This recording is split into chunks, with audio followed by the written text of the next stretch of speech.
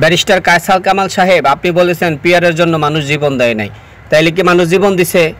মানে আপনার ভাষায় রক্ত দিছে, জীবন তো দিছে এই কথা বলেন না, আপনি বলছেন রক্ত দিছে। 1400 মানুষ জীবন দিয়ে গেছে আর আপনি বলতেছেন রক্ত দিছে। আপনি তো এইখানেও প্রতারণা করছেন মিয়া, আপনি তো এখানেও প্রতারক মিয়া। কোথায় দিল জীবন আর আপনি বলতেছেন রক্ত? রক্তটা বলো না, জীবন বলো। তো দেশের মানুষ জীবন দিছে কি আপনাকে নির্বাচিত করার জন্য নাকি? জীবন দেওয়ার আগে বলে গেছে আমি জীবন দিলাম, তোমরা নির্বাচন দিয়ে দিও। জি না, ওরা জীবন দিয়েছে এই দেশকে পরিপূর্ণ একটি স্বাধীন দেশ করার জন্য, যেই দেশে পিঠে কোনো দুর্নীতিবাদ, চাঁদাবাজ, লুটফাটকারী, দেশের টাকা পাচারকারী কোনো রাজনীতিবিদ ক্ষমতায় থাকবে না। সুতরাং তাদেরকে প্রতিহত করার জন্য পিয়ারের বিকল্প বাংলাদেশে আর কোনো কিছু নাই। আরেকটা পদ্ধতি আছে, সেটা হলো কোরআনী শাসন। তো আপনারা তো সেটাও হতে দিবেন না। ইনশাল্লাহ আজ হোক কাল হোক বাংলাদেশে কোরআনী শাসন কায়েম হবেই হবে।